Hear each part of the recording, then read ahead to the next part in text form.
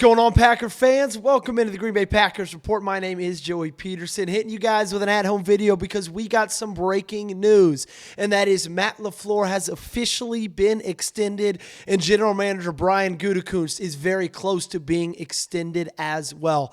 These negotiations have been going on for almost a week straight. They've been up, they've been down. We've had reports come from guys like Adam Schefter and Rob Demovsky say there's a chance they don't get done. Obviously, it's done. It's dusted. Matt LaFleur's not going anywhere. He is staying in Green Bay. I'm sure you've got a lot of thoughts about it. I've got a lot of thoughts about it. We're going to dive into those on today's show. Before we do, though, make sure you guys hit that subscribe button. We are like 25 subs away from 25,000 subscribers on the channel, a quarter of 100K. Help me get there by the end of the night. I really would appreciate it. So like I said, lots of back and forth throughout the entirety of this week. In fact, at one point, I believe it was on Wednesday or Thursday, we had Adam Schefter say it seems like it's up in the air as of right now whether Matt LaFleur will be back in Green Bay or not. I have always been under the impression that this is the best move, best idea, and best decision by the Green Bay Packers. I am not excusing the late blown fourth quarter leads. Okay? I am not excusing the lack of playoff success we've seen recently where you are 1-4 in your last 5 playoff games. None of that is just going to get thrown to the wayside. I promise you. Okay? That has to be talked about when discussing Matt LaFleur staying in Green Bay. But what I will say is you've got the youngest roster in the National Football League, right? You have got the youngest $55 million a year quarterback in the National Football League. Jordan Love has played 3 seasons as a starter. He's young. He's expensive. Moving away from the Kyle Shanahan tree, the Kyle Shanahan offense, with a quarterback that's that young and that expensive, that has operated that successfully under that offense, is not the right decision. What Jordan Love has done under Matt LaFleur, what Matt LaFleur has gotten out of Jordan Love cannot just be thrown away, especially when you're paying him that much money, because you don't know what's going to happen after you move on from Matt LaFleur. Like, say that was the decision. You move on from Matt LaFleur. Okay, who can you bring in the building that's better? Maybe you could argue with me Clint Kubiak. Sure. What he's been doing with Sam Darnold this year has been fantastic. It's been unbelievable. But it's not a guarantee he'd have success with Jordan Love. Say you go with a defensive-minded head coach. Okay, who is he going to bring in as the offensive coordinator? Those are all questions that you don't have answers to. And I believe that with this roster, this quarterback, this team, you already know that your quarterback, the most important position on the football field, has a certain amount of success with a singular coach, the only coach he's played for so far. Like, I'm cool with just keeping with that. I think that is the best decision because everybody wants to fire somebody. Everybody wants to move on for somebody. But then you forget that after you do that, you've got to hire somebody else in, somebody else that's going to be a question mark. And in this year's coaching cycle, it seems like there are no slam dunk, no-brainer options, okay? It seems like there's this year, and don't get mad at me when I say this, there's no Ben Johnsons out there. Like, think about that last year. Everybody wanted Ben Johnson. Ben Johnson's making $14 million a year as a first-time head coach because everybody wanted him. There's nobody like that this year. In fact, maybe the guy that's like that is Jeff Hafley, who we'll talk about in just a couple of seconds. But, man, I think this is the right call. I'm curious to see. Like, I don't think he'll step away from play calling. In fact, like, I'm almost positive he won't step away from play calling.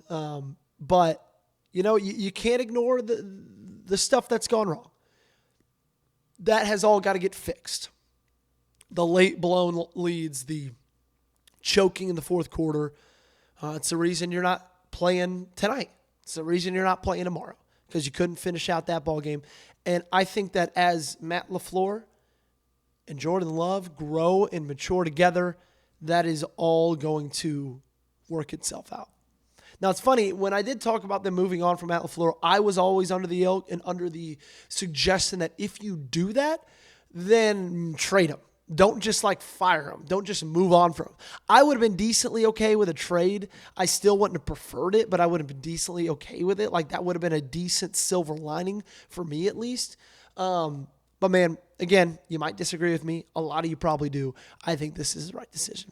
Real quick, got to give a shout out to the sponsor of today's show, our great friends over at Underdog. The football playoffs are here. They are happening right now, and Underdog is the best place to get in on all the gridiron action. Let's cut to the chase. Do you want to score $75 in bonus entries? Well, all you got to do is download the app today, use promo code Packers Report, and then play your first $5. Playing on Underdog is so easy. Just pick whether your favorite players will go higher or lower on stats like rushing yards, receptions, touchdowns, and more. And if you get your picks right, you could win up to 5,000 times your cash. Underdog is so easy. My wife plays it every day. My dad plays it every day. I play it every day. My dog, Applesauce, who's sitting on the couch right now, if she had opposable thumbs, she would play it every day as well. So what are you waiting for? Download the app today and use promo code Packers Report. Score $75 in bonus entries when you play your first $5. That is promo code Packers Report. Underdog, make picks, win money. Must be 18 or older, 19 or older in Alabama and Nebraska, 19 or older in Colorado for some games, 21 or older in Massachusetts, Arizona, and Virginia, and present in a state where Underdog Fantasy operates. Terms apply. See assets.underdogfantasy.com/web/play and get terms _DFS_.html for details. Offer not valid in Maryland, Michigan, New Jersey, New York, Ohio, and Pennsylvania. Concerned with your play? Call 1-800-GAMBLER or visit www.ncpgambling.org. In New York, call the 24/7 Hope line at 1-877-8-HOPE-NY or text HOPE and Y to 467-369. To round out news today, as the Buffalo Bills look to have possibly scored a touchdown on my screen over there, Brian Gute also very, very close to signing an extension. Now, we did get a report that from Tom Silverstein that the Gute deal is not completed, but is close. There's no concern that his deal won't get done. And so I think that's the right move as well. Look, you... also reported about Matt LaFleur, this is not a prove-it deal. It is a real commitment, so that means at least 3 years or more added on. You came into the year with Brian Gutekunst and Matt LaFleur both, having to show something and prove something to Ed Policy, the new president. And Brian Gutekunst took a massive swing, added Micah Parsons, and, through the beginning of this year, it worked, right? You saw it. Before you lost your last 4 games, all of them without Micah Parsons, right? You at that point were 9-3-1. And then Micah goes down and you finish the season the way you finished the season. So I think it's the right thing to just run it back with those guys you got in the building. I think that, it's maybe not going to be the most popular decision, especially judging by the pulse of the fan base. But hey, look, guys, I watched John Harbaugh get extended in March of last year, 3 years, and then they go and blow it in the playoffs and don't even make it to the playoffs, and he got fired. So if Matt LaFleur next year just has an absolute stinker of a season, then it's not the most ridiculous thing. This isn't hey, we are do or die with Matt LaFleur, even if he wins 0 playoff games over the next 3 seasons. But hey, this is a commitment that he was looking for, and a commitment that he got. Before we round things out, it is almost positive Jeff Hafley, unfortunately, is not going to be returning to Green Bay. He is a very, very popular name around town right now. Both the Titans are taking really good looks at him. The Dolphins taking a really good look on him as well. It is almost guaranteed by this time next week, Jeff Hafley will be the head coach of another NFL team. And look, this is something that we've been discussing for a very, very long time, something that we've been discussing since week 2. Genuinely, this has been something that's been on our mind and a discussion point for a very long time. So what do you do from there? Well, I'm scrolling Twitter right now. You could probably see it as my eyes are darting up and down my computer screen. The Wisconsin defensive coordinator, Jim Leonhard, is a very, very popular name in the search as of right now. And so that's definitely somebody to look for. And then there was an Eagles. Here it is. There was an Eagles defensive coach, position coach. I forgot. It's not showing up on my Twitter right now. I was really hoping it was going to be up here so I could tell you guys. An Eagles position coach. Watch out for him. Wish I could give you a name. Can't find him at this current moment. That is a guy to watch if there is a defensive coordinator opening in Green Bay, which it seems like there will be right now. Because if the Dolphins don't take him, then it's seeming pretty positive the Titans will.